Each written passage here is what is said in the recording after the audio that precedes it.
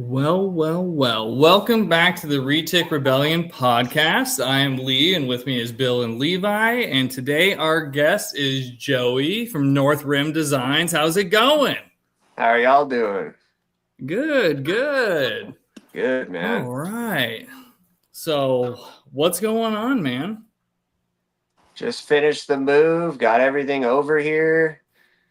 Been sanding a ton of wood lately, and I've got about 12 custom hides I've been working on, so I got to get those finished up. But Well, actually, let's not bury the lead. What do you do? What's your thing, Joey? What's your thing so people know what you do? so I do custom enclosures. Anything. Well, I do custom enclosure design. I don't build the enclosures, but anything from bioactive bugs, springtails, isopods, all the way up to the backgrounds, that custom hides. I do manzanita wood for decor. I try to get anybody's stuff that they need to bring their enclosures to life. Heck yeah. I see some of them behind you. They look sick. Thanks. They Yeah, look I sick. put some up so people can see kind of an example. Yeah. And then where do you usually sell them at? Shows, locally, online, shipping? What Yeah, do you got? shows. I put them on Instagram, and so people can find them there if they want something that I've already done, or if they want something custom, they can hit me up on Instagram. But mainly just shows and nothing crazy. Heck yeah. I like it. What got you into doing that part of it instead of doing what everyone else does and starts breeding something and having a billion of, whatevers? Yeah. I don't know. I like having showpiece enclosures, and it was just so expensive to get into some of, like Universal Rock and stuff like that. They don't really have the detail that I was looking for, but everything's just so expensive. So I started doing it myself and making my own stuff. And then I enjoyed it, and I wanted to make it accessible to other people. Um, so I just started making pieces, really, and putting them out there on Instagram and on my social, and people seem to like it, so I kept on doing it, and now here we are. I've got all sorts of stuff ready to go. I've got a few custom orders I've been working on, and yeah, I just trying to make it accessible for everybody who doesn't want to spend $2,000. Yeah, no, absolutely. What's your turnaround time for making one? Like, how long does it take you to usually make one? It depends on the size. Hides I can get done pretty quick, within a week or so, 10 days. Mm. Backgrounds, it all depends. Like I have a 4x2 right there. That one took me some time. I want to say I had about 20 to 24 hours into it in Mm. total. Um, and so yeah, that one took some time, and I have to wait for everything to dry and the paint layers to dry. So I'd say, maybe 3 weeks on that one. Okay. And then do you only do certain sizes, or can you do custom sizes if someone that has like a weird shaped cage for whatever they got custom built? Yeah, I could do any size that someone needs. When I have the time, I kind of just start doing a piece that someone hasn't asked for yet, but I do something that's in my mind. Um, so I do like the normal sizes, 40 gallons, 4x2s, 18x24s, 18x36s. I think I've what are they? I think it's a 12x18. That's the smaller ones. So all the universal sized enclosures, I'll have those ready to go.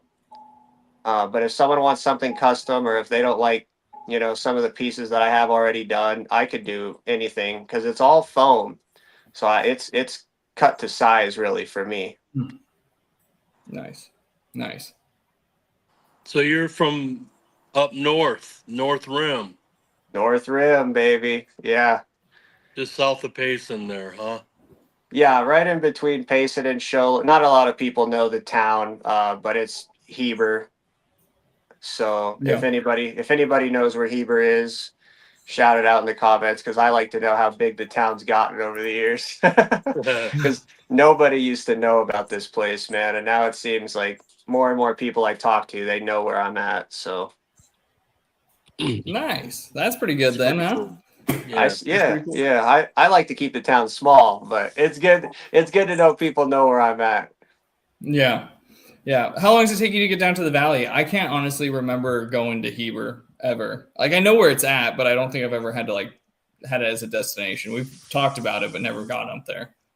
As long as I'm driving respectfully, it takes me about 2.5 hours to get to Phoenix. Okay. Yeah, Kelly says 4. My wife says 4 hours, and then you said 2.5. I'm like, that's a little bit different. Someone's driving a little bit quicker. Yeah. No, you're coming downhill. That's what it is. It's the gravity. Yeah, it's the yeah. I mean, going the speed limit 2.5 hours. My GPS says 2.5 hours from here to Phoenix. Nice. So it's not a terrible drive by any means, and I do quite a bit of business down there, so I make the trip a couple times a month. Nice. It's a beautiful drive on the way up there. Yeah, it's nice. I enjoy it every time, man. I don't. Sometimes the drivers can be a little nutty, but the views are always great. Yeah. What's it like? Do you herp up there? I wouldn't say I herp, but in my day-to-day life, I tend to see quite a bit of stuff. I mean, like literally last week, my buddy took the video because I didn't have my phone, and I'll have to get it from him. But last week we seen a 6+ foot, I think it was a bull snake. I'm not really great with my colubrids. It could have been a gopher snake, but it was a monster. And then, Yeah, you'll definitely have to share that.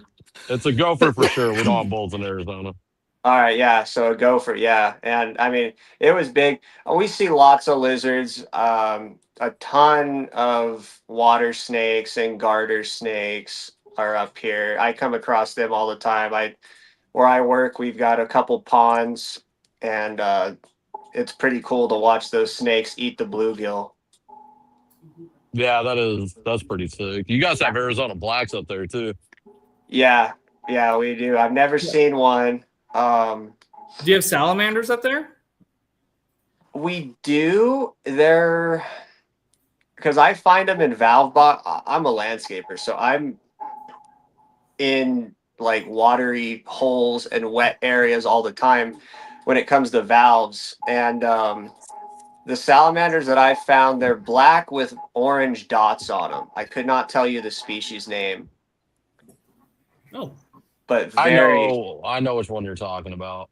Yeah, very. Hey, that's my sister watching.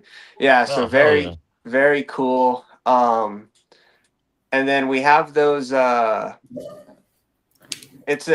seen them at Arizona. They have an enclosure for them, but they're a certain type of frog that's protected, a green frog. Yes, sir. It is fucking one of the most beautiful frogs, I would say, on the western hemisphere of the western side of the United States. Yeah. I'm running out like no fucking sleep, guys. No, they're gorgeous, man. Every time we find one, we just leave it right. We always find them in valve boxes, so we always tell the owner of the house, like, "Hey, you got this frog in here. He's really cool. Don't mess with him, please." And I tend to find them year after year. They never leave. They just eat the bugs that go into those valve boxes and grow, and it's pretty cool.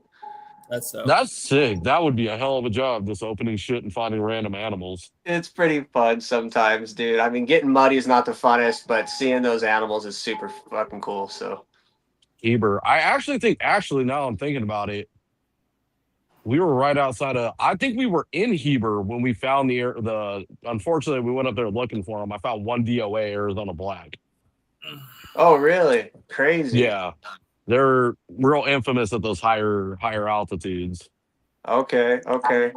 Now you're not talking Are you talking to colubrid, or are you talking the black rattlesnakes that we The have? black rattlesnakes, not the Okay. black, not the Arizona black tails, the jet black rattlesnake. Yeah. So I have seen one of those actually on a deer hunt about 4 years ago, and I believe it or not, my buddy's dad laid on top of it, and Oh shit! thank God it was cold, man. Like that snake didn't move a muscle. I looked down and I was like, dude, you're laying on a rattler right now. And we backed out of there, but it was a crazy experience, and they are really pretty. Yeah, people travel from around the world to come see that one. Crazy story, man. It was nutty. I actually just recently learned that that's what it was, because for years me and my buddies have been calling those timber rattlers, and I recently learned that we don't have those here. So I know it was a black rattlesnake. Yeah, the timbers are. I don't think we really have any. I mean, the Arizona black and its color change could be mistaken, but size wise, timbers dwarf the Arizona blacks. Yeah. And this was a smaller. It was a juvie rattlesnake for sure. It wasn't very big, but it was big enough to scare me for sure. Yeah, you guys have the pyros up there too, the Arizona Mountain Kings. Have you seen one of those yet? Yeah. I haven't seen one in forever, dude. It's weird because I spend a lot of time in the woods, and I do not see a ton of snakes. I see more snakes on my job than I do actually walking around in the forest. And I spend quite a bit of time in the forest. So it's interesting. That's how I be, bro. I'd be going out to the middle of bumfucked Egypt to look for snakes, and they're nowhere to be found. I'm driving down one of the busiest roads out here in Peoria, going out to Lake Pleasant, and fucking speckle off the side of the road. Like, make it make Yeah. fucking sense. Yeah, that is exactly how it goes, dude. Because I do not see very many walking around. I mean, I'm not really looking for them, honestly. I'm out there more hunting or looking for sheds, but I don't know. Maybe I should start flipping some rocks when I'm out there and seeing what I can find. Dude, flipping will reveal some pretty cool shit. Yeah. I'll have to start doing that, and my wife would be super into that. So next time we go out, I'll be like, hey, let's just start flipping rocks, see what we see out here. Next time you're in the valley, let me know. We can all plan out a trip to go herping down here. We got plenty to go around in the valley. Yeah, that would be super fun. We'll be doing I don't know, how's it like September time? Probably cold. Oh, it's gonna be hot. Flipping, we'll do pretty well. Yeah. Yeah, and I mean September's still pretty fucking hot, so it's still like evening to nighttime hours. I think my wife plans to come to the show with me in September. So we'll be down there for a few days. So yeah, we should do that. That would be super cool. We need to do a herping video. Yeah, dude. we do. We've been talking about it. We got to get it done. We got to figure out when. That would be. Can you guys spotlight down there? Yeah. Sweet. That's one thing. If I take a spotlight out in the woods up here, dude, Game and Fish will be on my ass. Mm. They'll I think never I'm out thought there about shooting that. deer, bro. Well, I'm sure if you explained to them what you were doing, they should know. They run into us out where we go all the time. I'd have to be real careful what rifles I have in the car if we do that up here. Yeah. It's a bear gun. It's just a bear gun. Don't worry about it. Yeah, I do always have the 357. So, I mean, if I just have that, that would be fine. Yeah. But Yeah, it'd be good. So That'll work. what reptiles do you keep that inspired you to do like the custom backgrounds, the arboreal design, so on and so forth? well, I think the animals, believe it or not, that actually inspired me to do it were the crested geckos. Because their enclosures I could really build out with a lot of plants and stuff, and so I just wanted to deck it out even more. But I'm really into the carpet pythons, and so that's kind of what made me want to do the more arboreal style backgrounds stuff with taller hides, ledges, and branches and whatnot. They made me really want to do that, and seeing my retic climb, I have antlers kind of pressed into the background in my retics enclosure, and she climbs all over that thing. And so I wanted to start adding more height to the enclosures, more accessible room for them to play around in. But yeah, the crested geckos, man, they were the ones that inspired me to do it. I did one for my Uromastyx. I am really happy with it, and he uses the crap out of it. I mean, there's a 3 ledge system in there, and he climbs all over it.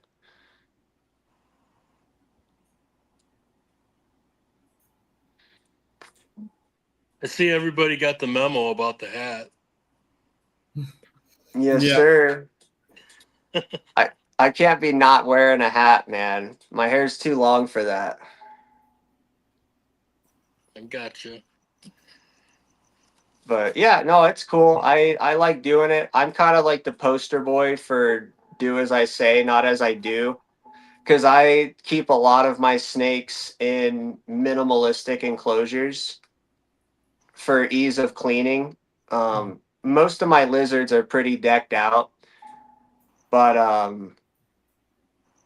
I like to give people who have a pet, and who aren't keeping 50, 60 snakes, I like to give them the opportunity to have really nice enclosures. But I personally, I'm not going to lie, like all my carpets are not decked out by any means. They will be eventually. I have a few 40 gallons that I'm going to start building out for them. And I have some 4x2s coming that I'll build out for them. But I more than anything like to give other people the enclosure of their dreams.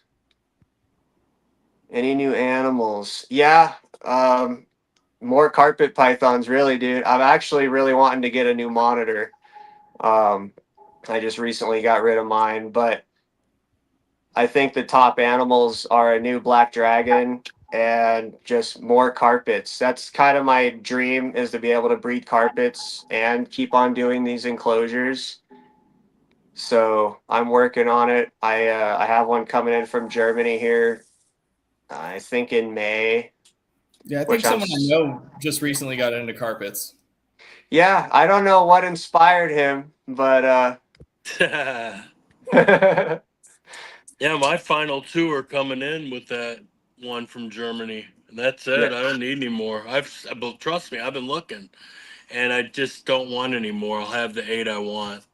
yeah, I was no, able to get it done with just 8, so they're addicting, man. I don't know. I've been through quite a few snakes. I mean, I did boas as a kid. I do love the retics, but I can keep more carpets. And my wife is really more into the retics than me. I love retics, don't get me wrong, but they're big snakes. You know what I mean? no. Tell me about it.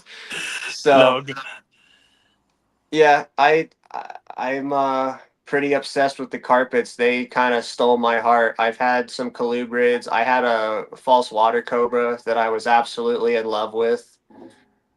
But retics, carpets are kind of my end all be all, I think. it's nice when you find that too. Yeah. In the beginning, when I got back into the hobby, because I got out when I lost my first boa, and that was kind of the end of it for me. I just kind of sold off everything, and that was that. But when I got back into the hobby, I went through a ton of different animals, and I'm glad that I know what I want now, and I know what interests me. But there's That's a lot kind of of cool animals out there. Yeah, it's kind of like the same thing. I went through almost every variety of snake. Yeah, I What's up, haven't had Lee? that many. Lee's but signaling something. Oh, Levi got a question in the comments. I figured he'd want to answer it. Okay. Because I was also 3-1 his answer. ducks. I want to see the Ducks move on, and I want to see Utah move on. So it could be a Ducks Utah round 2, but Utah's sucking ass right now. My buddy's probably betting on all those games. He loves sports betting, man. I miss it. If he was smart, he put money on the Colorado Avalanche this year. I'm just saying. I don't watch sports at all, so I it's like gibberish to me, but he's all into it, so It's always on here. Dana's in there watching the hockey right now. All Oh right, yeah, who you got? Oh, sorry. Who you got between damn it, the Flyers and Hurricanes? I'm not following it as closely as she is. No, that question was for Dana. Oh, maybe she's watching. I don't know. Who you got, Dana? Flyers. Flyers. I want to see the Ducks go on. Joel Quenneville's Chicago guy. it's the playoffs. This is the time where everybody starts watching hockey because I mean the playoffs are the best of the best.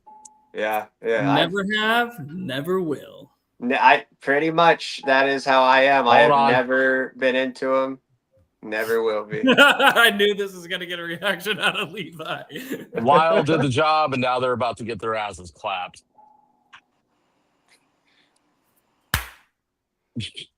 They fucking face one of the hardest teams to move on to the hardest team. Sorry. I grew up in the desert. I was so into hockey for one part of my life when my son was growing up through it. That's all I did. And then it was summer camps and man, I got so into it for so long while he was growing up. He became captain and everything of his high school team, and he quit, and then I just was so burnt out on hockey completely. I pretty much quit watching it even because it was so much of my life. But I understand it really well, so I can jump in at any time. Keep an eye on Chicago next year. Yeah. For coming out of a rebuild, they were good this year. I even got a Chicago Blackhawks hat this year. I'm back in it. Back in it. Comfortable too. Nice. So you want to get a black dragon. That's funny you say. I just got a coral this week. Just picked up the coral Asian water monitor. Pretty nice. Yeah. Pretty nice. Beautiful too, man. I that is something I would love to be able to get, but I just don't think I could make it happen. But yours is gorgeous. I saw it. Yeah. It was for anyone that's watching that was at the show in March, it was the one the farmhouse had brought to the show. It's the same one. Oh, it was that one, huh? Mm-hmm. Oh, cool, dude. Right on. I like the corals a lot more than the albinos or the or I guess the ice dragons. And I like the corals more. Yeah, I like for me, it's like coral, the T positive, and then the ice dragon would be kind of third as it kind of goes with those albinos. But the ice dragon is growing on me. The one that I think Stacy has over there at Farmhouse that she held back is sweet. Isabella, I think. Yeah. Yeah, she's sweet and looks really, really good. It does look, it's growing on me a little bit. So T negative or T positive might just drop down to the third. And it'll be the coral and the ice dragon. Plus, it's a dope name, Ice Dragon. Yeah, the name is cool. I think, the name's what sells them half the time, I think. I know. I kind of wish it was like Coral Dragon or something for the corals, Right. Yeah, monitors are super rad, man. I mean, if I had the space, I would get into them really, really heavy. But I'm limited on space until I build the new facilities. So, but I do love monitors. I think if I could, I would have just about everything I could get my hands on, except the croc. I don't know, man. I don't know. I might do a croc eventually at some point. You should, dude. They're super cool. I just can't. I don't know. I don't want to think about if I get the unlucky mean one, you know? Yeah, no, absolutely. I don't think, I mean, if I were to get a croc, it would be like 10 plus years from now. Like I would need years and years of experience and probably like one more like different monitor, like a lace or something next, like to really kind of like do the stair stepping like most people do with like snakes and shit. Yeah. You don't just jump to croc monitor. There's a person on Instagram. I think it's Ann Reptiles. It might be Ant, but I think it's Ann. And they produce like these Oreos, I think is what they call them. Mm. Like a striped lace almost. Fucking awesome looking, dude. Like the Bell's face? Yeah. Yeah. And Yeah. they are awesome looking, but they're striped out. Like, yeah. I mean, crazy looking. Crazy looking. I've never seen anyone else produce them. Yeah. No, the Bell's face lace monitor was one I've been keeping my eye on for a while, but they're just crazy expensive. That's really expensive. Yeah, yeah. And they can be a little timid, that's for sure. Yeah, that's when you find a breeder and you work with them and they know you and they hook you up with one that's kind of a little bit more outgoing. Yeah, I think it was me and Bill who were talking about it, but you never see someone cuddling with a lace monitor. It's funny you say that because I'm pretty sure Robert brought a lace monitor to the show. He did. And his Toxin is that one, and that one it seems really freaking cool. I guess I should take that sentence back because he is probably the only person who I've seen. Yeah. Cuddle. Yeah, it was like when I heard that I was like, I think Robert's got one that's pretty chill. And then I saw a video of him like petting his in the enclosure. So I was like, oh, that one's pretty chill. I think it's set like I think as you find out as you have the animals, it's like you set them up with proper husbandry, you give them everything they need. Sometimes they kind of chill out, and sometimes that's the reason why they're a little bit wily. Is you're not giving them everything they need, and they're kind of stressed to the max. Always in constant fight or flight. Yeah, absolutely. Yeah, that would be a cool species, man. I'm all into black and white stuff, so a Bell's phase would be sick. But yeah, when I was living in Arizona, I was like, I want to get all the Australian species because I can, if they can live in Australia, they can definitely live in Arizona. Yep. So I was like on a kick. I wanted to get all the dwarf monitors that I could think of that was available that were from Australia, and then like the lace. I didn't want anything crazier than that because they're just going to be even harder. Like this, like was it the Spencers? Is that what he? Spencers. Yeah. And then I know Prenties don't even exist in here or in like captivity other than zoos. So, but a Prentie would be like the ultimate one. Yeah. I want to say Nick Lillis works with them, but I could be way wrong on that. But I know that they've talked about it before. Yeah, it would be sick. I know somebody does. It would be sick. Yeah. No, Australia has all the cool shit. It's funny you say that because I was in the same boat. Like I love Australian stuff, and but I've settled to the carpets. But I do love Australian shit, man. They're still Australian. No, they are for sure. Yeah. But I mean, I was getting everything I could from Australia in the beginning. It was fun. Yeah. I'll tell you what, I mean, I have the dwarf monitors and I worked with them for, I don't know, I got them from you, Bill, like 2 years ago now, it seems like, the Aki and the Kim. Probably I worked with them 2-3 years. They never chilled out. They're still not chill. Like, they just don't. That's interesting with the Akis because I thought they were somewhat chill after. I mean, they just run away from you. I mean, you can grab them. Like if you just got to manhandle them, you got to grab them, keep them secure, and then they'll kind of hang out and you can have them kind of crawl around you, but they're not like this coral. I can open up the cage. It'll come up to the cage. It wants to like interact and engage. Like they want to run. And then if I hold on to them, they'll still just run. If I set them down, they're trying to get away the whole time. The Kim just never wanted anything to do with me. She was warming up. I mean, after 2 years, she was like tongue feeding. She was getting interested in my hand and not so afraid of it, but still never was like handleable or chill or anything anything like that. Yeah. I feel you. Yeah. I like the dwarfs a lot. There's some cool ones out there. Oh yeah. The leucistic, whatever the fuck, I can't even think what the name is of them, but they're pretty sick. But you Leucistic. say you gotta manhandle them. That's not fun. When they make that conscious decision that they want to be with you, that's what's fun. Yeah, absolutely.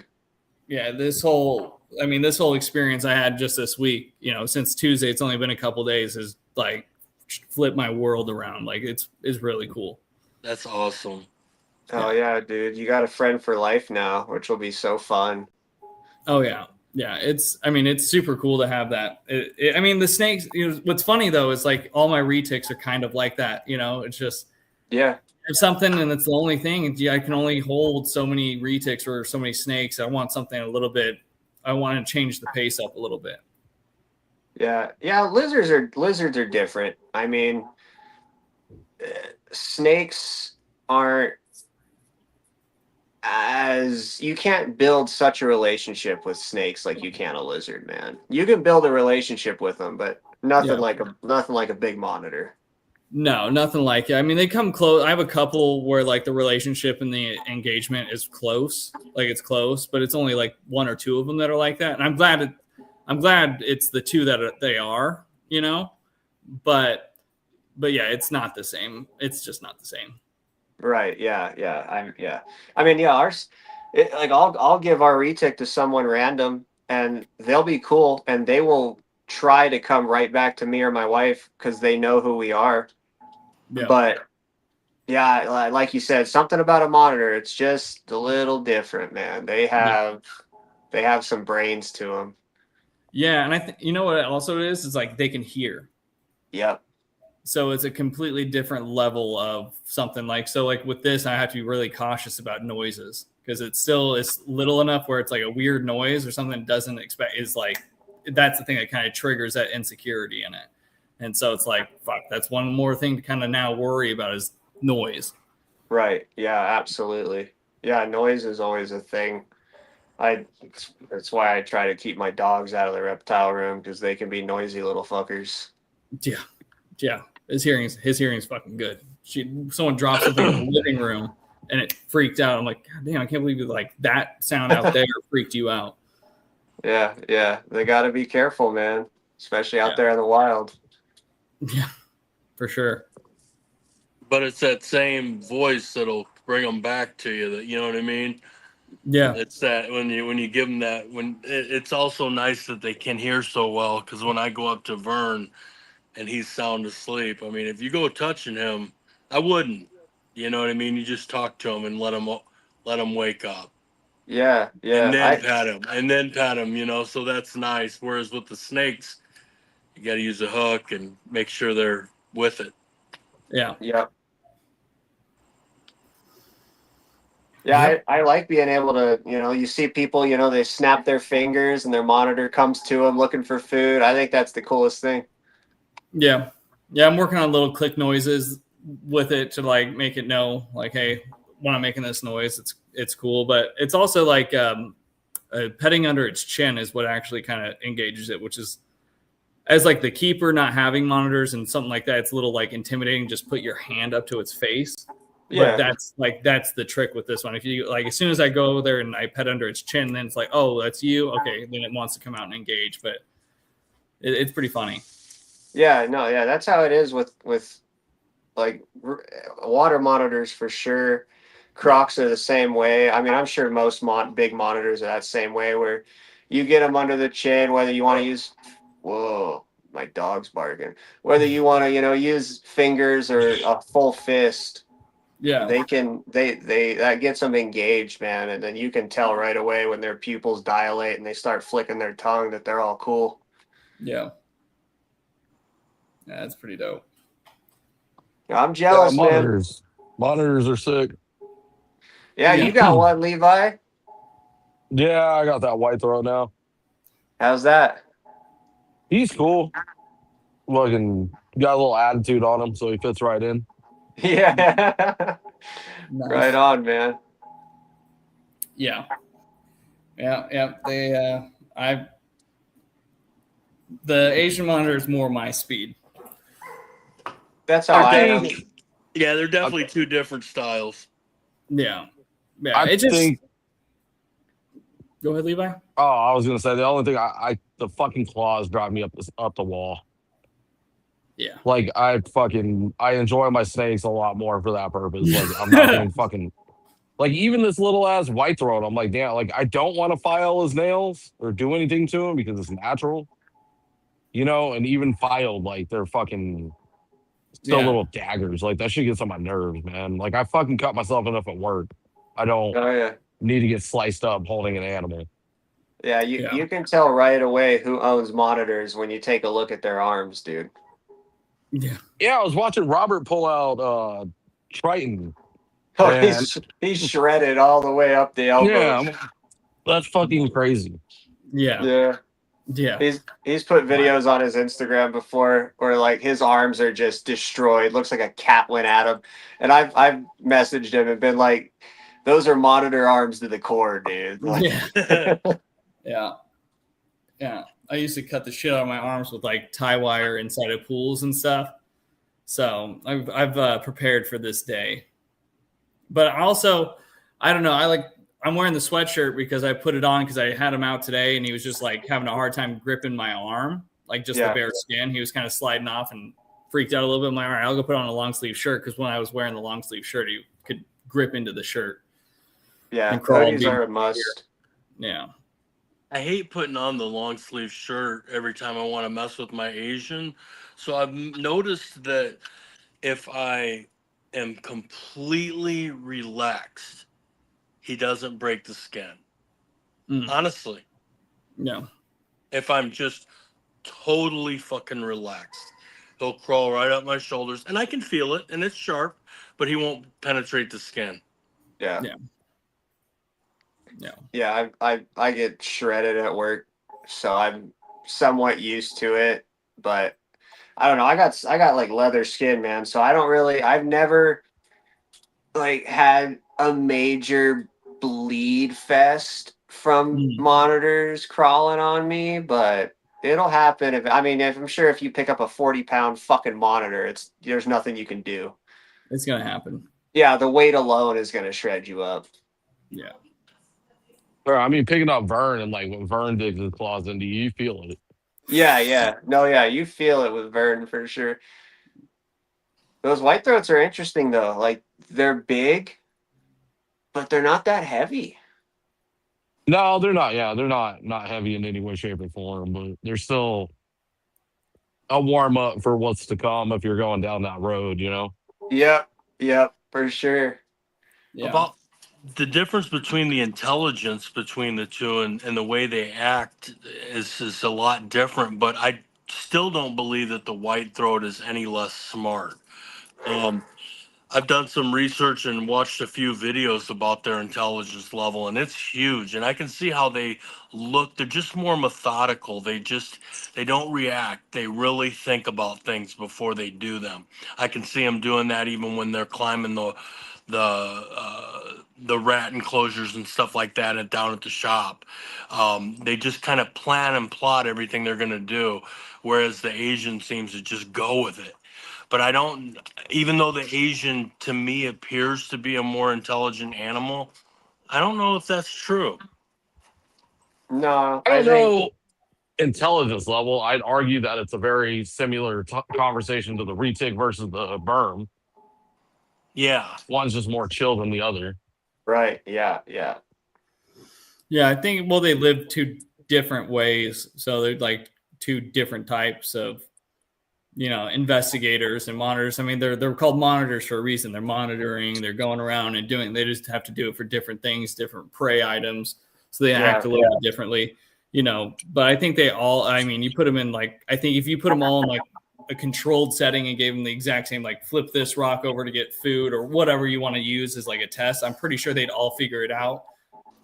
They'd probably figure it out in probably roughly round amount. I mean, the Asian might find it out quicker just because it's going to be hitting everything a lot quicker. Yeah. And like you said, the prey items are different. So the hunting style is different on them. Yeah. I mean, water monitor, that already in itself, it's name completely different kind of setup. It's got a tail built for swimming. I mean, have you seen like a big water monitor get in a pool? Like they know exactly what to do, automatically fold their arms back, start going. Look like fucking Godzilla, dude. Yeah, they're sick when they get going. Yeah, yeah.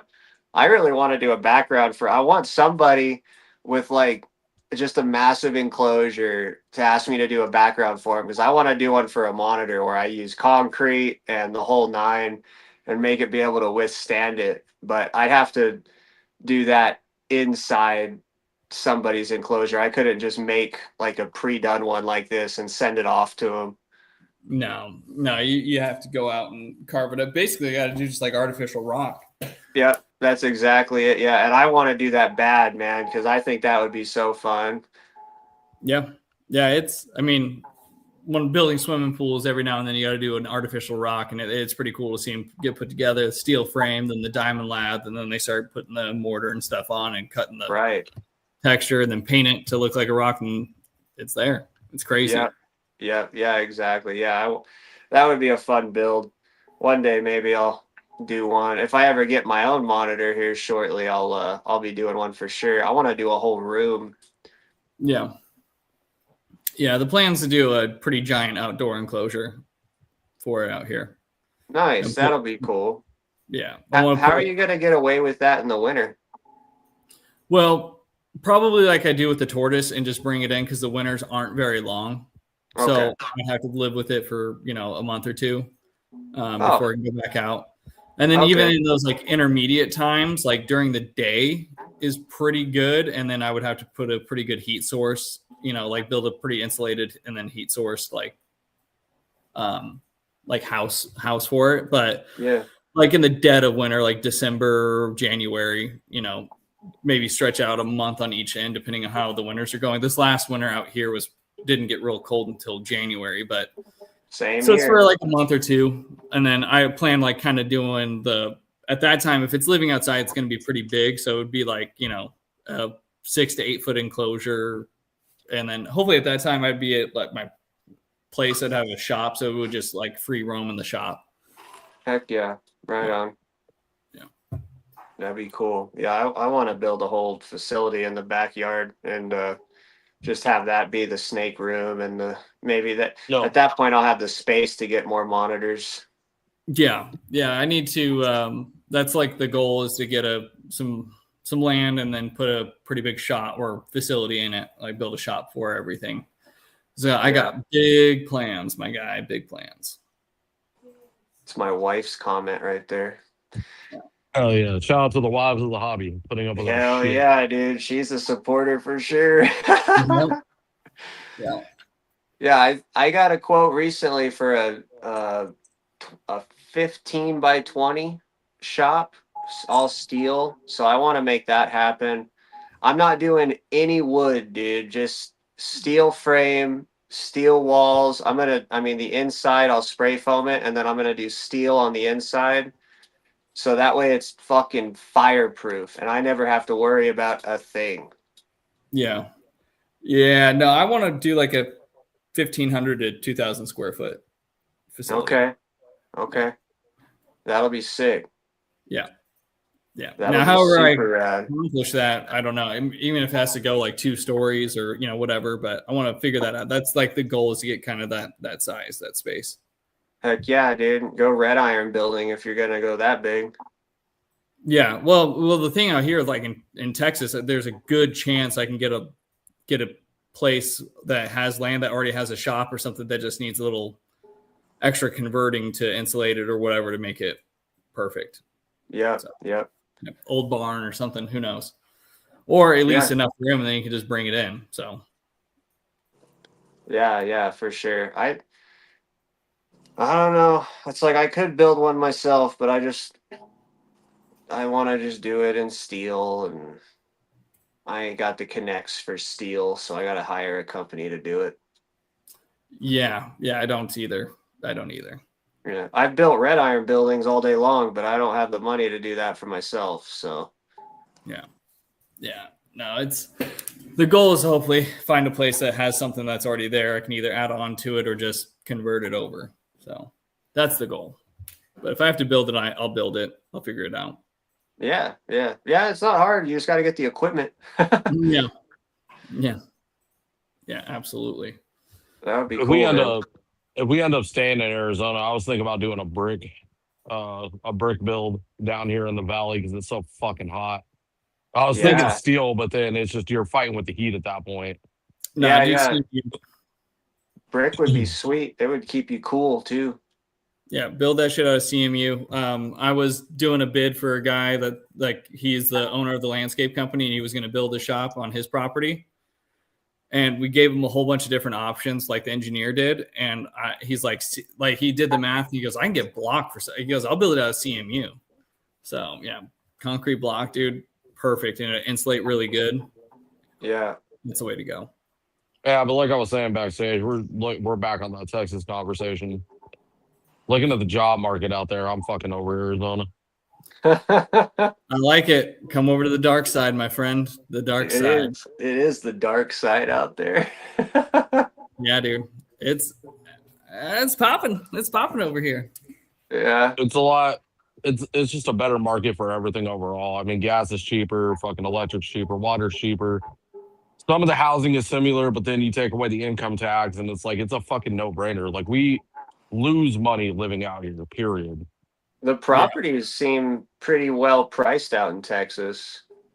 It all depends on it really depends on the area, which is you can say that about anywhere. Like if you want to live downtown or really close to I know you guys don't like Austin or anything. I'm just using it as an example because it's where I live, but you can fill in the blank Houston, Dallas, San Antonio. If you want to live in those cities, they're all going to be expensive because it's the downtown feel and experience. That's like what's hot and trendy. So that's what's going to be fucking expensive. But as soon as you start getting out, which is where every one of us kind of likes, is kind of out in our own space, It's very reasonably priced. Yeah. If I was to move, I like to be small town feel for sure. Yeah, I just want room. Like living in Arizona and Phoenix my whole life, there's no room, there's no space, there's nothing. Your fucking neighbors are in your shit all the time. The last 4 houses I owned, I guess not the last 4, but the last 3, the fucking neighbors could look right out of their window into the backyard and see fucking everything I'm doing. Like just no privacy, just all packed in tight. I don't like it. I want some space. I don't mind being around people, but I want some fucking space. Let me breathe. Yeah, a couple acres is needed, man. Yeah. I had it. I had several acres up in an apple orchard. I had a lake. I had a house with acreage on a lake. I gave it all up for a postage stamp, man, just to fucking be in the city. Like, there's no way I would live in a small town, just personally. Really? I can't. I even thought about moving several times. I even went and looked at a spot I wanted to move to, and I just knew I can't go no more 20 minutes to go see a movie and shit like that. I just don't. Not that I go to the movies a lot or anything, but just that's just kind of my thought on it. If the only thing I would want room for is my dogs. I would like to have more dogs. I'd like to have a bunch of Dobermans, but I can't, living in a postage stamp. But there was kind of the same price, postage stamp or 3 acres in Indiana. It's the same shit. That's wild, man. I love driving to go places. I got a fucking dollar store in this town, and anything else I need, I got to go drive 30, 40 minutes to go get it. Yeah. But it's funny to hear you say, hey, I lived in Arizona. I lived around all this shit forever. I want out. I want my own space. Yeah. And I did the opposite. I did the fucking opposite, It's fun. It's just an interesting perspective, Yeah, I mean, we can get into it, but there's a whole myriad of reasons why I had to leave kind of situation. There's a whole bunch of things that kind of went into it, but to be fair, like all the big city stuff, I didn't use any of it. And I actually found even the stuff that I would use, even if I wanted to, it didn't outweigh everything I fucking hated about it, which was all the fucking people. They're not going away anytime soon, and I want them the fuck out of there. My job was driving around the valley, so I felt it year after year how crowded, how many more people were moving in. by the length of how rush hour would extend to basically California time, where it's rush hour from 7 to fucking 7 or whatever, 7 to 9. It's like 14 hours of just shitty traffic and stuff. And that's what I had to do for a job. Enough. I had it. I had it. I totally understand both sides of it. I mean, I do. Yeah. Yeah. I lived down there resent for that about statement 6 because months even and I when I'm ran. older. Sorry, I was replying to Danny. Even when I'm older, I don't want to be near fucking city slickers. No, yeah, yeah, dude. Like, fucking my town's got about 2,000 people in it in the wintertime. Summertime comes and it grows, but fucking even 2,000 people's too much for me, dude. Like, I'm trying to get that 100 to 500 person status one day.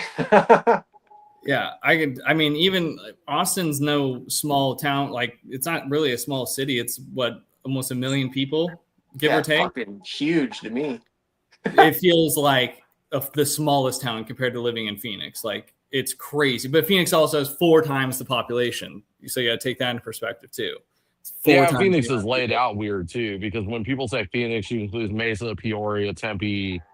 Well, yeah, and the metropolitan area, and you can see everything. Like, we were, I was just telling Kelly, we were just driving. Like, if you like didn't know, like, you were just driving down the freeway, you think there's no fucking houses anywhere in Austin. You can't see them, but they're there. They're just around. Like, the trees are outgrowing them. Like, it just feels like there's nothing there. There's people on the roads and driving. There's still that traffic and shit. The feel is different. Yeah. See, and that's what I liked. Go ahead, Levi. Oh no, you go. I could never get over the cookie cutter bullshit, man. Out here, that's the one thing I can't believe. Like, my neighbor's house looks like mine. My house is 4 down. There's 100 of them in here. And back where I came from, every house had its own individual look, style. The builder helped you pick it out. You didn't want to be even look like one in your whole fucking neighborhood. Yeah. Well, that leads me into the next thing. Fuck HOAs. Yes. Yeah. You motherfucker. Get out of my head. HOAs. Fuck you, Lee. Oh, I agree with that. You have to literally go looking hard to find a house with an HOA out here. Like, you have to look for it, like, really, really, really hard. It is not common. Yeah, it didn't exist in Indiana either. I don't deal with fucking HOAs. I got it here, but they are the best HOA I've ever experienced. They don't fuck with you about anything, for good or for bad. I mean, some of my neighbors have, or whatever, if you ever had a problem. I don't, but, they're not there. They're just not. And I like it that way. Yeah. Yeah, fuck HOAs, man. That was also almost one of my breaking points. I got a fucking ticket for parking in the road the other night. We drove to Tucson and came back. It was like 2 o'clock in the fucking morning. And my mother-in-law was parked in the driveway. I parked on the side of the road. I'm exhausted. I'm not moving my big-ass truck. And I got fined for it. They could kiss my ass. Fuck that, dude. Fuck HOAs, man. Fucking Nazis. I could not deal with that shit at all. We pay for communism, man. We pay for communism. And the problem is the people that enforce it, they like doing that. They do. It gives them that power that they never had getting bullied in school. Yeah, for real. They're all people that got shoved in fucking toilets. Like, fuck you. They are. No, that's it, dude. Like, that's how they get their power, man. I laugh at it because I don't have to deal with it, but that sucks. Yeah, it was the worst, man. And I still deal with it because what my job, I have to do like HOA submittal shit, and they're just so fucking ridiculous. But yeah, no, fuck HOAs. So I really like not having to worry about that. Yeah, see, and some of the shit you told me about fucking dealing with the HOA, like this is my backyard. I paid for this. I own this. They have to pay for communism. They have to approve the color rock, the color stone, the color, every color. They have to approve that you're going to put in your backyard, and the plants. There's restricted plants that you can't put in your backyard because the HOA says so. Yeah. It's fucking dude. Wild. It's fucked. It's like we're already getting raped on gas prices. We don't need some Nazi telling us what color our rock should be in our backyard. Dude, it's yeah, and telling you how far off the house like pavers can be. Like you can't have them 9 inches away from the house. They have to be 1 foot. That's the HOA's rule. Like, go fuck yourself. Yeah, like you're literally paying for communism. Come out here with a tape measure and measure it, then, dickhead. Exactly. It's literally communism to its finest. Like you literally pay to have somebody tell you what you can and can't do. Like make sense. I thought this was fucking America, home of the free. Like we live for freedom, but then we pay for these idiots to tell us what to do. No, I agree with you first off 100%, but it's a protection of your investment. The guys doing it and the nitpickiness is stupid, but that's trying to that's what it's for. Yeah. But it's bullshit. I mean, property values in Arizona were going to jump regardless of whether I'm paying an HOA fee and they're telling me what fucking colored rock and what color to paint my house and what plants to put in there. Oh, I agree.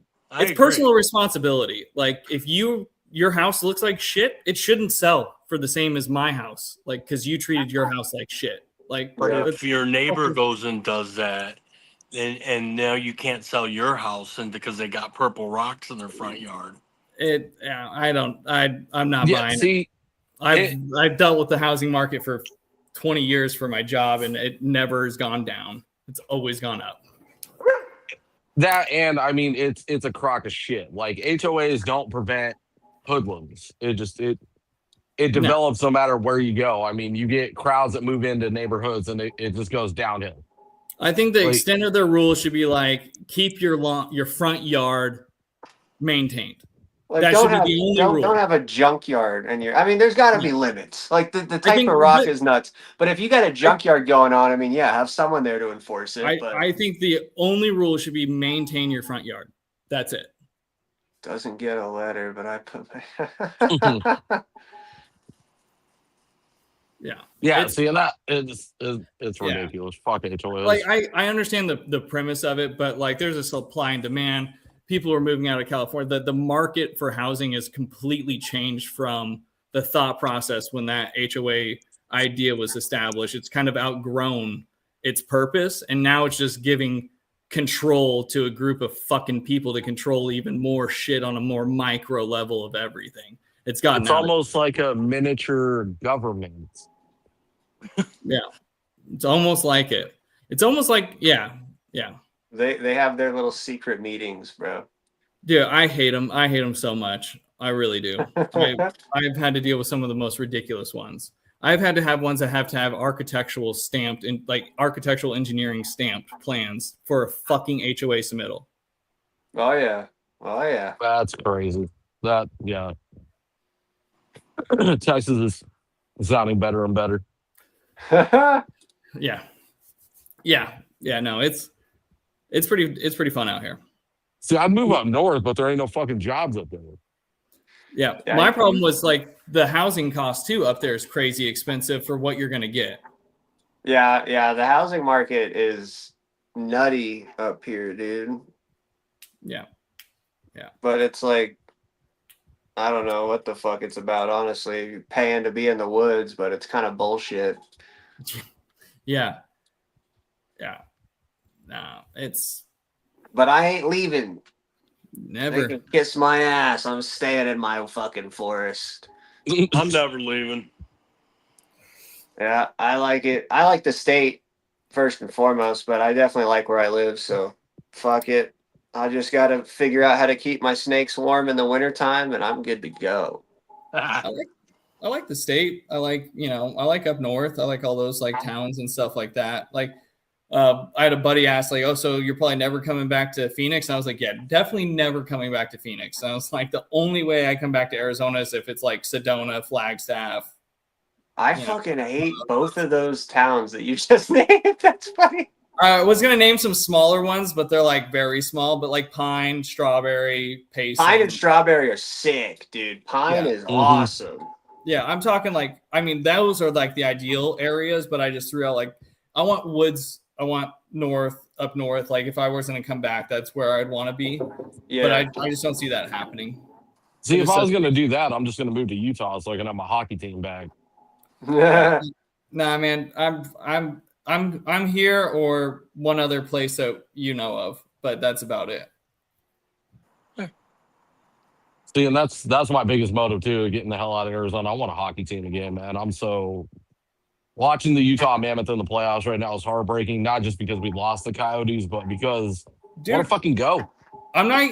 This is gonna sound pretty funny, but our sports teams were also a contributing factor to me wanting to leave. They don't fucking do anything. They do nothing ever to give me any reason to fucking want to stay. Who? Northern Arizona? Yeah. Any Arizona team, I fucking. Oh yeah, we all suck ass. I don't root for them, but I like the energy, Lee. I like the energy of the city. I like having the sports teams. I want to love all fucking that win. shit. I'm too competitive. I want I'm to win. too fucking competitive. I want to fucking win. I want to have the best fucking player in the entire league in some fucking sport, and we never have it. And if we have something that's the best, we fucking squander. I hate our sports team so much. Not just that. I mean, the only Suns, reason we have high energy is because of Cardinals. out-of-staters. We're outnumbered 3-1.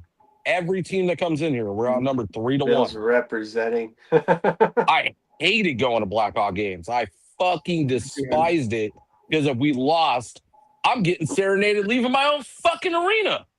Dude, Fucking I'm LA just- comes to town, it's a goddamn wrap. I'm outnumbered 5-1. Like, what the fuck? How is this possible?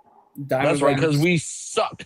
Cardinals, fuck Coyotes, dude. All of them sucked all the time. I tried to even get into hockey or at least like support like hockey is like Coyotes. Yeah, fuck yeah, dude. No, like they fucking all of the teams always fucked everything up all the time. I can't do that. I want to win. And the one time we would have been good, we sold the fucking team. Yeah. You can't blame the hockey players in Arizona, dude. They're trying to play on ice in a desert. That shouldn't matter. I don't ever understood that argument. What the fuck? It's conditioned. No, the problem is, and no one wants to talk about it. The problem is with all of the ownership and all of the Arizona sports teams, except for the Phoenix Suns now, is their owners are fucking cheap. They're fucking cheap, and they make stupid decisions not to win, to fucking make the most money or not to spend the most money. Exactly. That's the problem. Everyone that owned Coyotes never was even close to against the cap. They had to spend money just to get to the floor. That's how fucking shitty that team was and how cheap they were. All right. Like I was totally invested in Arizona sports teams. The Suns, the owner before that and the one before that, the one before that liked to spend some money, but still never got anything done with it. And then the one after him didn't want to spend shit, did frugal decisions. I know you ain't talking Minnesota Wild. I know you ain't talking. You guys just got good and just got a crowd. Slow your roll there. Yeah, no. You Like, just see the hockey. That's why I don't watch sports, man. Too competitive. yeah, I hate the Wild. No. I just got frustrated. So they were, I mean, it wasn't a big portion, but it was a very small portion. Yeah. But even what I was telling Melissa the other night when we were driving around, we were talking about Utah or staying in Arizona, going to Utah, going to Texas. And I was like, even if we decide to eliminate Utah, because Utah is kind of in the middle between the two markets, my first priority is the job market, right? My second priority is the sports team. And even if we go to Dallas, even if we move to Texas, we got Dallas. Like, I'm not going to support the Stars. They can suck my ass. I will support every other team coming in there, though. And I get live hockey. Yeah, dude. Yep. I mean, I don't have a professional sports team. I think we have a soccer team here, but we don't have a professional sports team. Our professional sports team here is Texas Longhorns. That's our professional team. And then, yeah, you got Dallas, you got Houston for like football. And then you got like for basketball, you got Dallas, Houston, San Antonio. Let's stop playing ball today. So, but I'm not one of those people. I'm still a fan of the Arizona teams. I just care a lot less. I just don't fucking care anymore. Yeah, I don't care for the Cardinals. I don't care for the Suns. I don't care for the D-backs. And the thing is, I love the Suns, but they just won't make like risky moves to try to make the team better. And so they're my first love of Arizona sports teams. And then the Cardinals are probably moved into my favorite because I love football and I love playing football, but they also make really dumb fucking decisions or can't develop anyone. Yeah, you'd be better off becoming a Cowboys fan. No, fuck that. I'd rather smash my balls flat than that. Yeah, no. That's how I felt when everyone's like, "Oh, I'm going over to Vegas because we lost our No. team." Fuck you guys. I tried to become a Houston Texans fan, and guess what? They fucking sucked. Maybe it's me. They got a better chance of the Super Bowl than the Cardinals do. Oh, 100% they do. 100%. Way better chance. But I still can't find myself not wanting the Cardinals to do good. I can't help but get upset when they make stupid decisions still. So, yeah. Hey, Zane. But yeah, and then on the Well, he's 16 now. He can hear us cuss. That's fine. We're good. on the part of driving from a city to place to a place, like we just drove 2 hours 15 minutes to go to a concert the other night. Like I'm down for it. Living in a small town to travel to go see shit. That's what I like, dude. I like having to drive to places when I need to, but for the most part, I'm just driving out to the forest or driving to the local bar to have some dinner. That's about it. Yeah. See, that's something I would love, is having like a small mom and pop bar restaurant scene going on, instead of if we're gonna go here, I got to deal with either waiting in a fucking line to get in, or fucking 10,000 people shoved into a 500 person building. Like, it's just doing too much. Yeah, I don't like it's like my buddy owns the bar, so like we fucking even if every single seat's taken, I'm getting fucking seated because my homie owns the motherfuckers, so they're gonna put me in a motherfucking seat. Yeah, I mean, for me, like, even being here, like, I have options for everything I need. I'm only 15 minutes away from, like, the downtown scene, so I can be on 6th Street on the bar scene. I could be in the new comedy capital of the world. I could be in the live music capital of the world, like, Bill Tony, 15 baby. minutes. So, like, I have Did you just access. Did you just say live music capital? Nashville? Nope. Austin's got a lot. It's known for having a lot of live music, my man. Oh, I know that. It's known, I've been but I down there wouldn't for say Austin city limits several times. That's crazy. Dude, no, it's definitely known, like Willie Nelson and all that shit. Like, there's a lot of live music and like history of live music being well established here. Oh yeah, it's definitely well established, but you guys don't hold a candle to Nashville.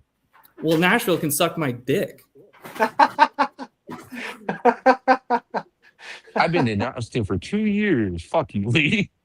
Yeah, the Nashville can suck my cock. Okay. I mean, well, hats off to that. Anyways, But the whole driving thing, but no, I mean, I got live music all over the place. And then if I wanted to go see a basketball team like the Spurs, San Antonio was only about an hour and a half away at most. It really, and it doesn't even feel like an hour and a half. Like it doesn't even feel like the same drive going from like Phoenix to Flagstaff. Like you fucking fly there. Like next thing you know, you're there.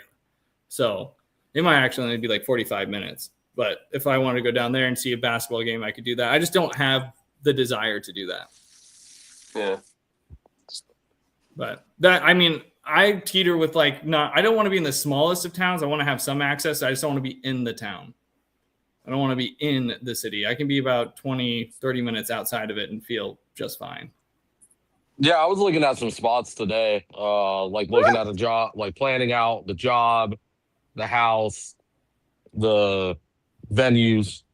And I mean, there's some really nice spots like all over in between Austin to Dallas to San Antonio to fucking even like Alvin, Texas. Like it's out of the way, but it's not that out of the way. Dude, it's the driving. I'll tell you what, the hardest thing to get used to is like gauging your drive time to places out here. It's really difficult. It's not like Arizona. It still takes time to kind of adjust. But it seems like no matter what, it's about 20 minutes. And then if you want to get like outside of it, it's about 2 hours or 4 hours, depending on what city you're trying to hit. Yeah, exactly. Yeah, it's weird. But our speed limits are fucking crazy high here too, so you can haul ass. That's nice. Yeah. It's nice. Mm-hmm. Mm-hmm. I like going fast.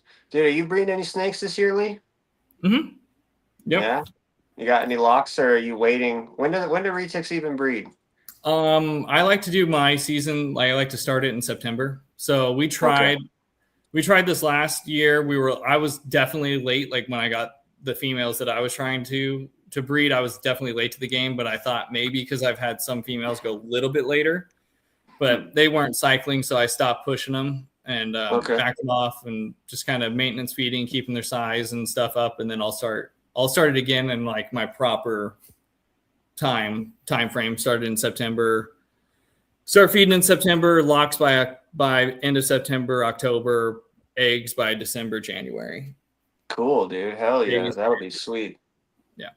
Yeah. So I have at least two females right now, possibly more.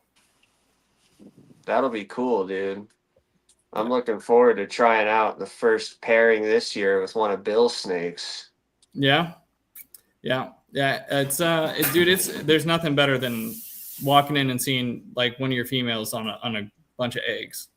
Yeah, man, I'm excited, dude. I'm hoping.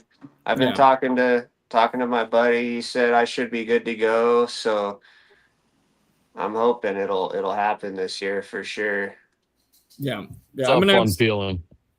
Yeah, I'm gonna have some pure super dwarfs hopefully this year, and then some dwarf mixed stuff that's got like snow stuff going through it and motley, and then which is a pairing. I have Sylvia, Bill's girl, and then Levi and I have talked about getting one of the mainland girls out here. Sweet. Yeah. That might be happening sooner than later, just to give you a heads up. All right. Yeah, I've got a couple. I have my last my lease is up June 30th here, so I'm hopefully going to be in a bigger spot soon.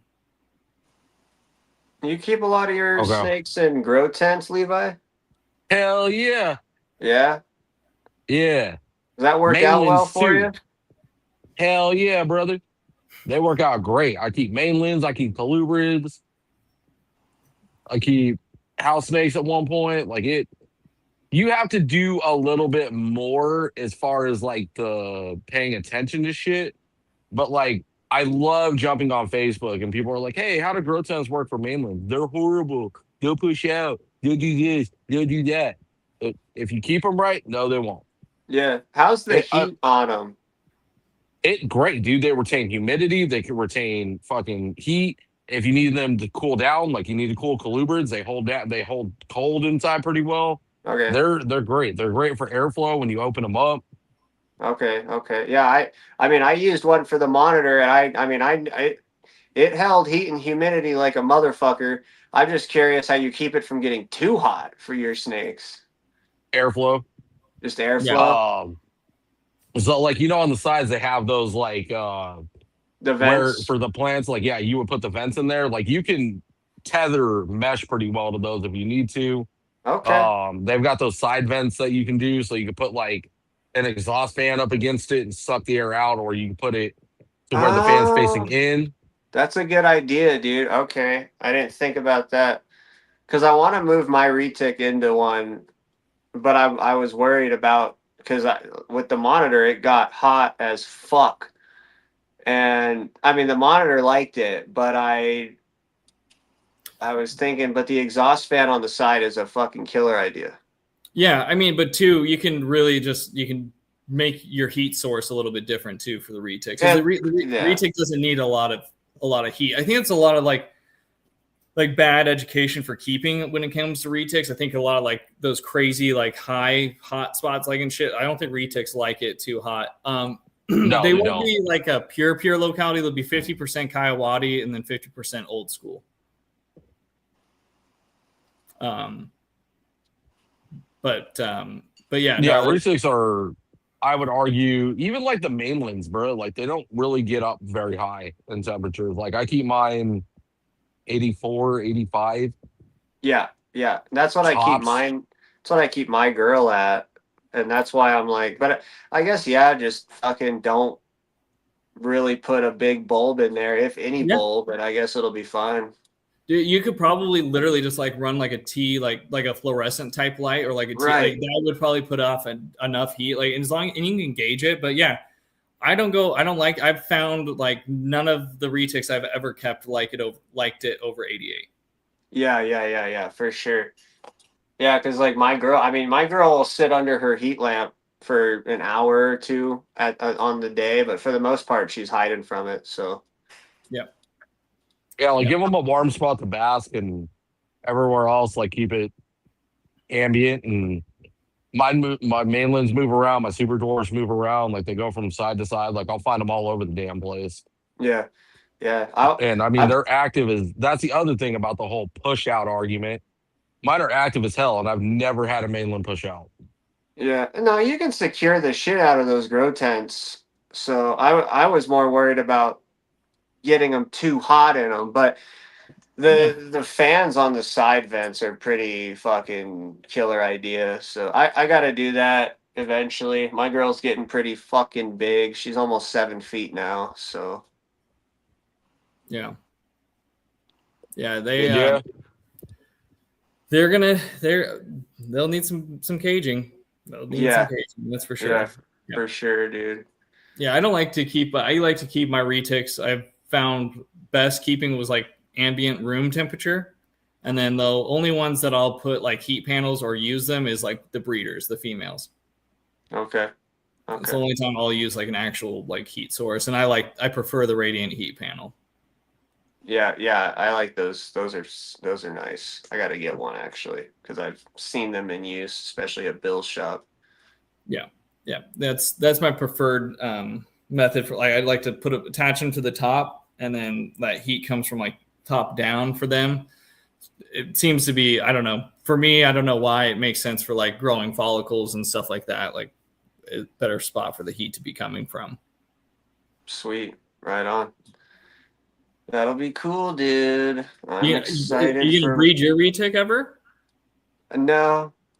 Yeah, I mean, okay. Bill wants. I'm sure he would want me to if he could ever talk me into it, but I don't have an interest in it really.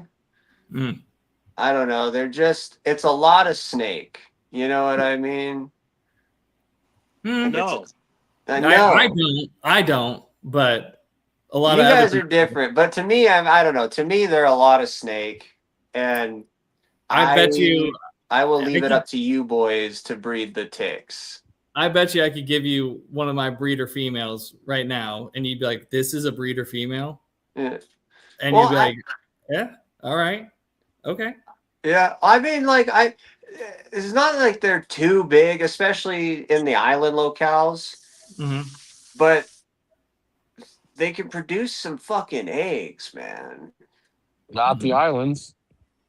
No. Yeah, you missed it. You missed the carpets versus the super. I watched the whole fucking podcast. Yeah. All right, the super dwarfs and the carpets were pretty much producing the same amount of eggs. Really? Okay. Mm-hmm. Yeah, like the bigger dwarfs and the mainlands, yeah, you're gonna get a high egg count, but not out of the supers. Okay. All right. Yeah. Fuck the I super don't know. Dwarf Maybe community one day, wishes they dude. My could. itch is in the carpets, but Yeah. maybe one day we'll see. I might leave it up to you guys. I mean, if you guys ever want to throw platinum into anything, let me know. I mean, that's what my female is. So Nice. Yeah. I mean, you're right. It's not for everyone. You just need another one for like a nice pet that's on the smaller side. yeah. No, 4 or 5 footer. I do like them, dude. Like I was telling Bill the other day, they are just a different fucking snake. My carpets, I'm in love with. I love the way that they move. They're chill, but they're still active. Dude, why don't you take Copper, man, for your male? I'm getting rid of Copper. He's 6 foot. He's 5 years old. It would be a while before I get another. Dude, I'll trade you for fucking wood. We'll talk about it. All right. Otherwise, he's going to the show this weekend for 2K, and I bet you I don't come back with him. Take him to the show. Dude. I don't know, man. I'm gonna fucking stick to carpets. My Dude, wife already does her just fucking geckos, so I'm gonna stick to carpets for a bit. But if you guys ever want to fucking just pair wait mine until up, I'll give her to you. just wait until I make the 75% super dwarf ocelot, and you can just take one of those, and you'll be set. You messed up, dude. You already promised my sister one, so I'll have one in the family. Dude, and I'm sticking to it as long as she's holding up our end. I don't know. I don't know if she is or not, actually. I've been texting my dad about it. I'm like, hey, is she fucking researching her snakes or what? Yeah. Because Research them, watch all of, like Reptile reptile stuff. yeah. No, I know. Watch our stuff. I've been trying to stay on him about it. If she's still watching, she's hearing us talk about her. But yeah, she better be researching the shit out of them before I give the okay on that. Because yeah, well, to be fair, it's coming from the pure clutch that I was talking about. So that female is 6.5 feet, and then the male's like 5. But he's the pure Kayawati. She's the pure old school.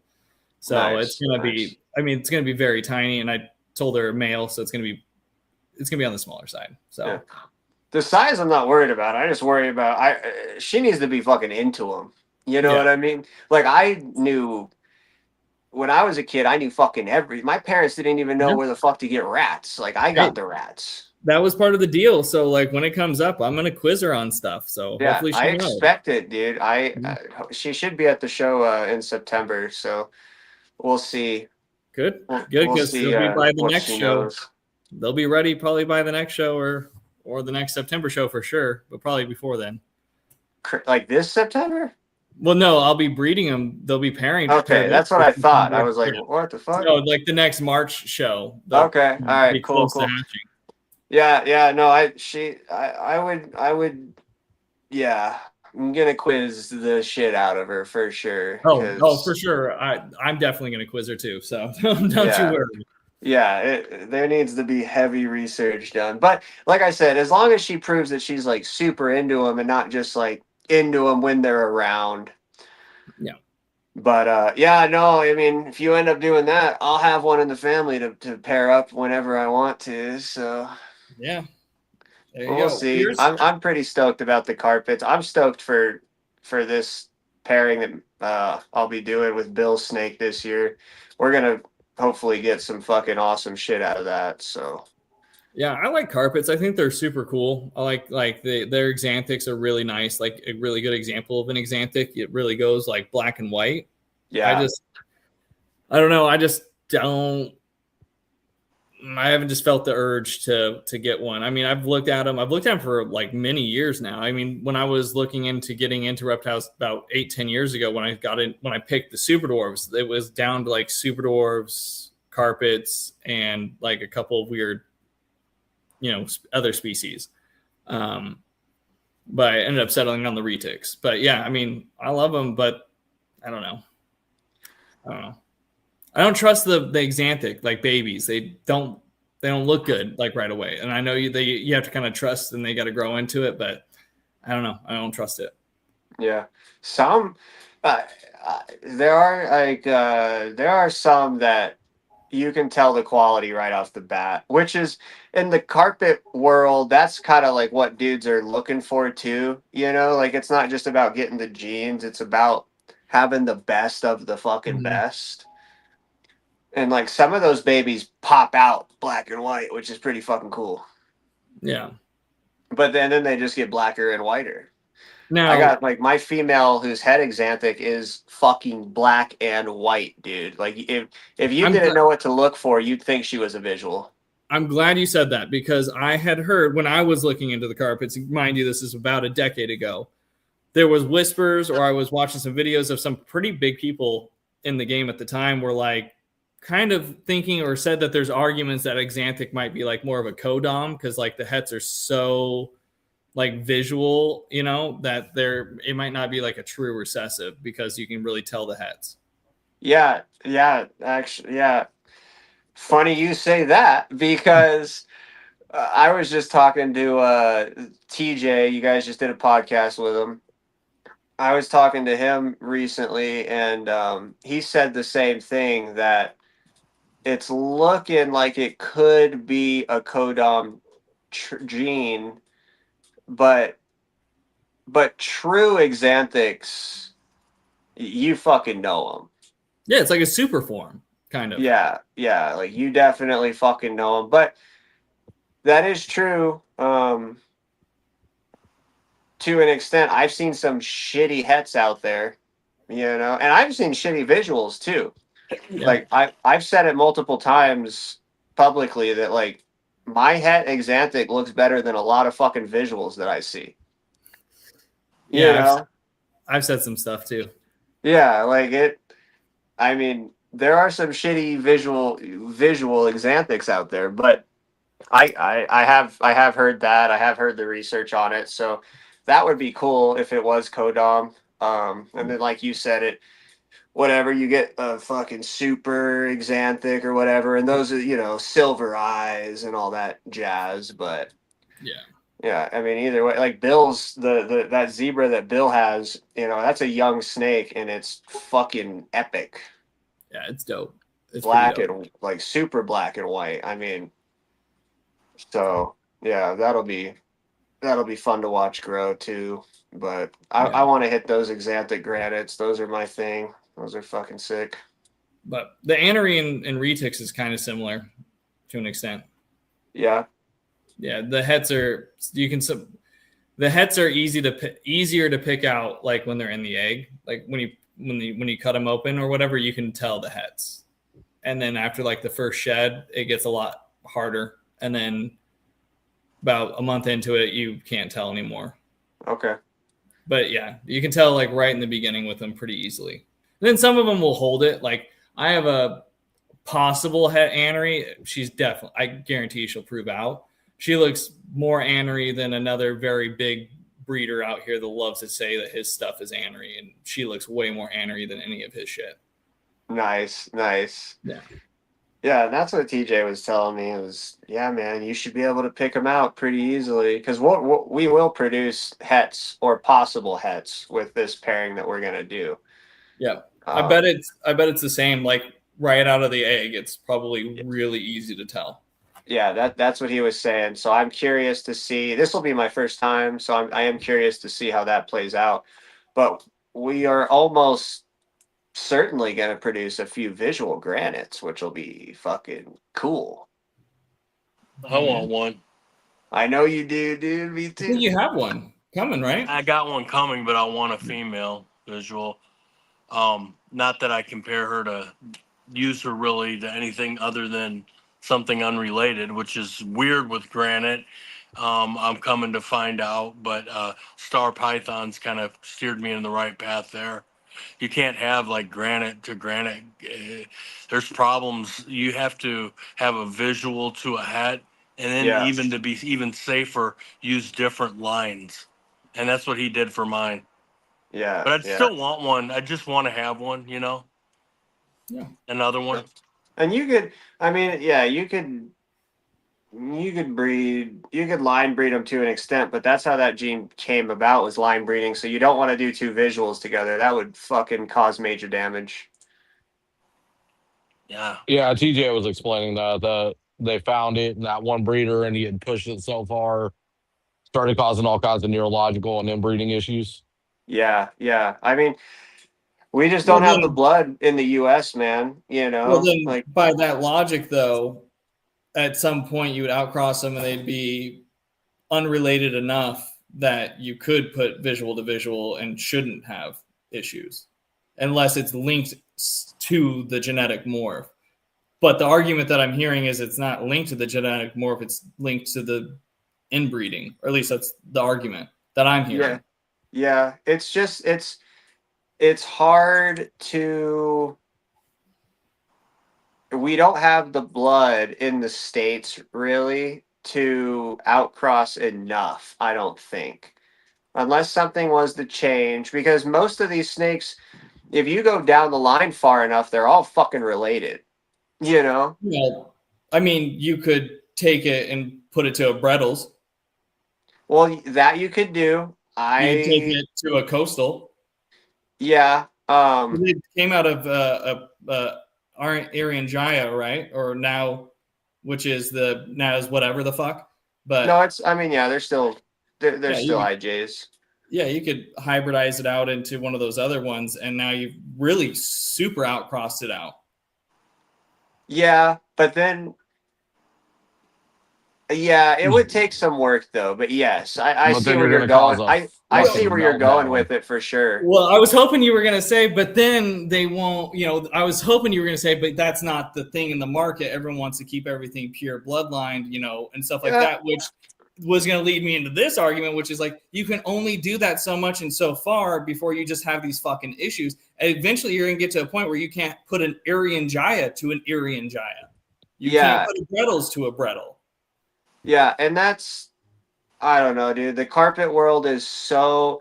I am such an in-betweener where I think that I'll call it hybrid shit because Yeah. it is technically what it is. I think hybrid shit is cool. I think it's intergrades, right? We had that argument.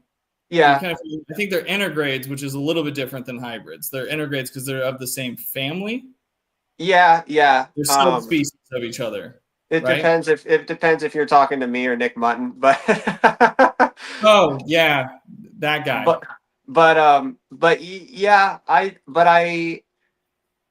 I am so on the fence about it because I do think that keeping shit pure is cool and good for the longevity of the snakes if we're talking hundreds of years down the road.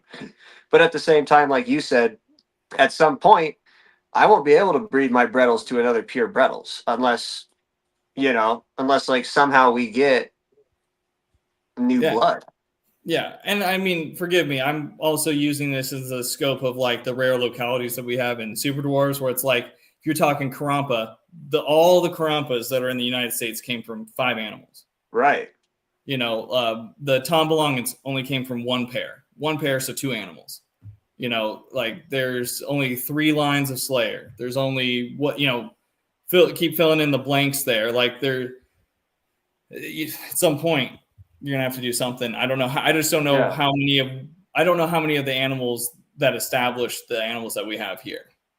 No, yeah. I mean, you're speaking truth, dude. Like 100%. And like I said, I like integrades. We'll call them that for the sake of it. I like that. I think it's cool.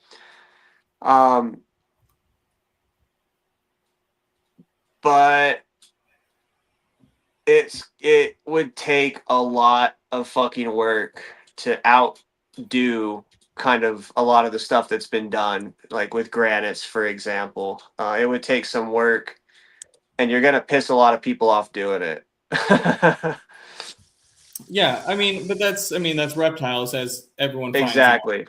Yeah, and I've always been in the mindset of no one can tell me what to do with my snakes. So, well, but here I'm like, hear me out, though. Like if they're saying it's connected to the morph, like going spider to spider, or like going lemon glow to lemon glow and retics and stuff. Like, is it fatal because of the gene and the morph? If that's the case, then absolutely, like, fuck, I wouldn't do that. But if it was like, no, it's because of all the inbreeding and all the line breeding, they're just all related to each other. Well, then me not really giving a fuck about keeping shit pure. It's like, okay, I'll just throw that to I'll throw it to a Brettles, or if I want to keep it like looking the same, I'll throw it to like a coastal or a jungle and do it that way. And that way I can go granite to granite, with that male and whatever I run it to produce to, you know what I mean?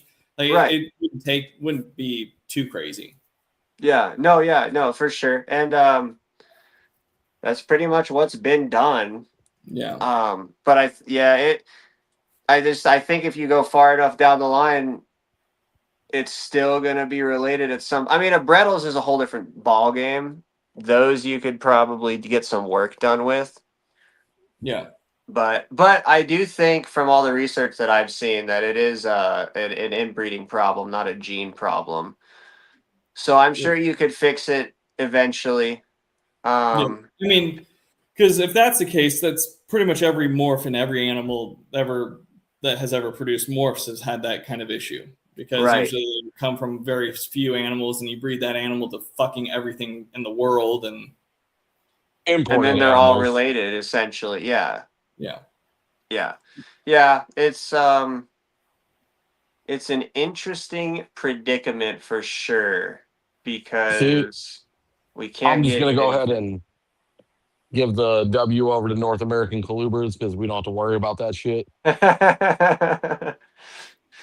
Yeah, no, it in carpets it's kind of an issue. And I mean, like the purists, I don't even know how they get away with it anymore, because they have been line breeding for fucking generations. Well, Yeah. I watched that episode with Nick and him talking about it. Like, it does sound like eventually you outrun the inbreeding issues, and evolution kind of solves that on its own, is what it sounds like. Yeah. So that kind of- part makes sense. And I mean, we see that in super doors because, again, you're talking 20 years of breeding in the same 5 lines. We don't see these issues. Yeah. And Nick's a smart motherfucker. I mean, he talks big words, but Nick wrote the fucking book. I mean, literally wrote the book on carpets. So he does know what the fuck he's talking about, and he's a real sciencey guy. So he does a lot with the science of these snakes, like really in depth. So he does know what he's talking about. I mean, that dude like won't. He's very particular with who he sells snakes to and what he does because of how purist he is. But yeah, I mean, I wasn't too hot on what he was saying about retics, but that's neither here nor there. But yeah, I was actually thinking of you guys when he was talking on his most recent episode. But I think it was his most recent one that he went on. But Yeah, with MJ. yeah. But I mean, the dude, he's like a purist to the core, but he does do a ton of research, man, and he is super educated in the science of this shit. So getting back to what I was saying though, no one can tell you what the fuck to do with your snakes. You know what I mean? No matter how their opinions are. I mean, you can do what the fuck you want, and you want to breed super dwarves, you fucking do it. If I want to put my Brettles to a fucking granite coastal, I will, Yeah. No, like, I mean, that's what I think is like the move. And I mean, I feel like there's ways to kind of get around that. Or I mean, like I said, if it was connected to the morph, I get it. But I feel like at some point, I know where I was going with this. It's the whole reptile world. It doesn't matter what species you're talking about. It's always these like old wives' tale things that stick around and go forever, like forever and ever. Like, you can't breed 2 granites together. A few of the retic ones were like mocha and anery are incompatible. All the babies, they're just not compatible. Babies will either all die or the eggs will be infertile or whatever the fuck. And they said it was the 2 morphs, and it wasn't. There's been mocha snows and stuff made. There's nothing wrong with them. And it would like perpetuate it that way. So no one even tried that pairing for God knows how many years, because one guy just had bad luck and then the rumor just spread like fire. Right. You can't do it. And it feels like when it's that kind of stuff, it's like the same thing. It's like maybe, but if it is connected to the inbreeding at some point, it's been different enough. It's been bred to some other person's collection across the world that has very little connection to that. I mean, you probably could go granite to granite at some point. Yeah. And not be an issue if that's the case. As long as and it would be interesting for someone to try it. You'd have to like get like full lineage. I mean, I'm talking great grandparents, but if you could get like good fucking lineage on them, it would be interesting for someone to try it. I don't really want to be the guy to try it, but it would be interesting for someone to try it. You take a visual granite, you run it to some fill in the blank, right? Visual granite to fill in the blank. You run one of those to now another fill in the blank, and it's completely separated out. Yeah. And then now you're playing the pos het game, but when you do win, I feel like you have some granites that should be outcrossed enough that you could definitely go like that granite back to like the same the grandpappy or whatever the fuck. Like it's not. See, I don't know, Lee, that's the right mental. I mean, taking Nick's science behind it and then the science that we have behind super doors, I think you have to outrun it a bit more than that. I think you're gonna have to go like 3-4 generations before you fully outrun the inbreeding because it's so thick. And that's what I mean by like putting in the work. Okay, Maybe is, like, five, it would maybe be a 5 or lifetime. 6. Add one more breeding than what I just said, I guess, to make it 3 or 4. You know, add 2 more breedings, but still, it's not like infeasible to think that if that's the case. Yeah. Yeah, that's a lot of work though, man. Fucking breeding reptiles is a lot of work. If you want to make the first or something new or something badass, it's a lot of work. To make the snow golden child, it took 3 to 4 different breedings to make it happen. It took me 6 years to finally make a golden child snow. It's not fucking easy. And then I'm not even satisfied. The golden child snow I made is only a dwarf. If I want to make it a super dwarf, I have to run that now to something else and then run those babies together or, you know, fill in the fucking blank. So it's not easy. This stuff isn't easy. No one did it because it was easy. If it was, everyone would do it. Yeah, I know years. I mean, yeah, like I have this Brettles that I want to make black, like jet black. And I've told my wife, I'm like, I'm looking at fucking, 15 to 20 years of work to actually produce, by the time I'm fucking in my late 40s, I will have hopefully produced something of good quality, I mean, there's some work sometimes that's going to have to go into it. I think, with the outcrossing of granite enough, I mean, you're talking close to a lifetime of work. Possibly, but how outcrossed is the granite that you're getting already?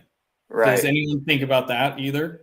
Right. Yeah. And that's kind of like the good thing with this is because I have the lineage, pretty almost full lineage on my het granite. And then Bill's is coming straight from fucking Germany. So they're not really, as far as I'm aware, they have not. And these snakes that produced my het and the snakes before her, or them, I should say, were not from Germany. So there's no real relation with this pairing that we're about to throw. So, I mean, I see what you're saying. It could be done. It could be done. It just takes somebody with enough balls to want to pair it. If it was an inbreeding thing, I feel like there's a way to do it because a lot of species have done it. Yeah, and I agree. I do see what you're saying, and I can't agree with that it can be done probably with enough work. If it's not a gene thing, it could be done. Yeah, I mean, just imagine if they were as popular as ball pythons. I guarantee you it would have already happened by now. Yeah, exactly. You know what I mean? Yeah, which I don't fucking get the popularity with ball pythons, but that's a whole other story. It's just a money thing at this this point. It is a money thing. I fucking don't. I'm not into those, dude. No one can tell me that they look at those and go, I fucking love a ball python so much more than any other snake and any other reptile in the entire world. I love their personality. Dude. And how to keep no. Everyone's like, well, look what I can make, or I can do this, and then it's like, because I can make something that's gonna be $12,000 or whatever the fuck. That's always what it is. Yeah, which I still don't get I just don't get the fucking price point. Like retics are something you can handle and enjoy. Carpets you can handle and enjoy. I don't know. I'm gonna piss a lot of people off, but I don't want something that just sits in a fucking ball, dude. No, not at all. I mean, well, and then getting back to like the morphs and stuff, like water monitors, like you don't go T negative to T negative. Yep. In water monitors.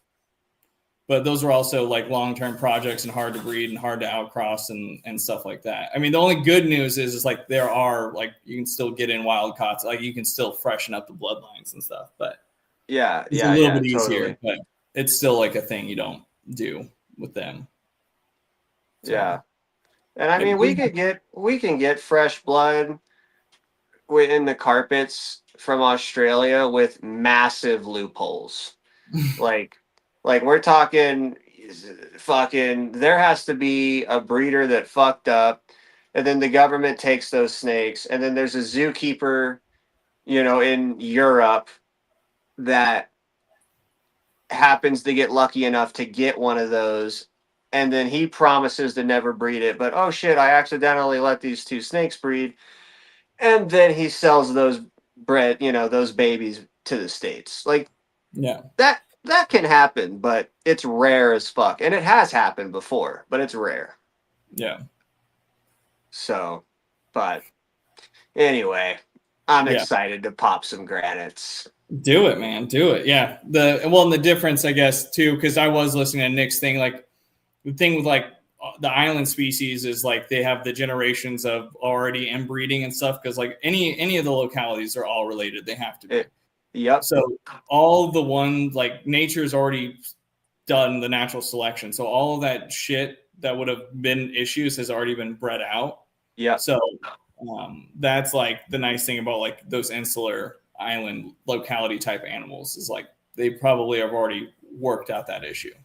Yeah.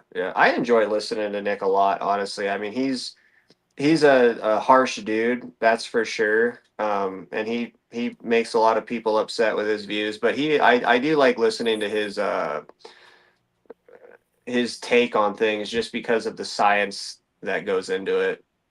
I liked listening to his green tree python stuff. That was probably the what I found the most interesting. And like I found his point of view interesting too. Like it's an interesting like side to take, and I understand it. But it's like I also like I understand the other side's point of view. Like I like people I like red, like the red babies. Like so it's like But I find it super interesting, like the morph and like the evolution of the green tree pythons is like having yellow babies, which was crazy. I was actually talking to Nick recently because I was talking to him about this Black Brettles project, and he pointed me to somebody who might be able to hook me up with something that I have been looking for forever. But that dude hasn't responded to me yet, so we will see. But What happens? But I want to make Black Brettles bad, dude. I think that shit would be awesome. Yeah, I want to see I'm sure I have seen them. I just haven't seen any recently, but I want to see some of those like ivory line jungles that you were talking about. Fucking Nick, he like doesn't ever sell those motherfuckers. He keeps them all. But they are awesome. Yeah.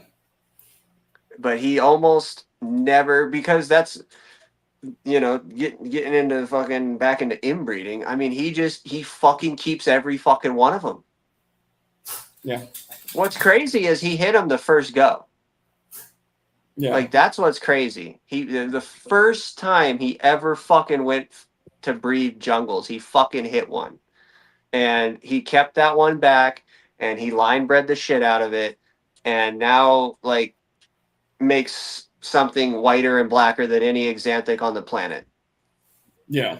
And it's a pure jungle. It's so fucking cool. I want one. I've told Bill before, I don't like jungles. I like jungles, but they're not like my favorite thing because I don't know, that they're just not like super crazy to me. Picky. Like it has to be like a crazy bright yellow to almost like that bright greenish yellow. You know what I mean? It's gonna be really, really bright, but the black has to be solid and it has to be super dark black. I don't like any of that yellow kind of creeping through doing that shadowing. I don't like that. I like it like very stark. Yeah. I don't know. I just feel like they're common enough for me not to be like super into them. But if I could ever get my hands on an ivory, I would pay a stupid amount of money for one, for sure. Yeah. And then I'd pay a stupid amount of money for the other one so I could breed them. Yeah. Like one of the projects I'm working on, like I already know it's a at least 12 year like project to see it through. And that's if everything goes right and everything breeds when I hope it does. And it's also keeping a lot of animals. It's like you do one pairing, you keep all the animals back. Yeah, you keep everything. Yeah, that's the way to fucking do it, man. I mean, keep everything until you know for sure it's not what you're looking for. Yeah. Well, for me, they'll all be 100% hets. So it's just keeping them all and not letting anyone else have a pair of them. There you go. Yeah. There you go. That's the other side of it too. Yeah. Right on. Yeah, that'll be cool once you reveal that. I mean, I've said it before. I mean, it's the ocelot. Like that's going to be like the main project I work down it, and it's just it's a simple single gene recessive. But take one of those males. I have 3 pure females. He'll go to all 3. So and 2 of them are sister clutch mates, but one of them is completely like unrelated as far as I know, or very distantly. If they are related, it's very, very distant. But so it's like I got 3 different pure females to run it to, and then keep a lot of those babies back, and then make the visuals and stuff like that. Hell yeah. The goal is to get to right to about 75%.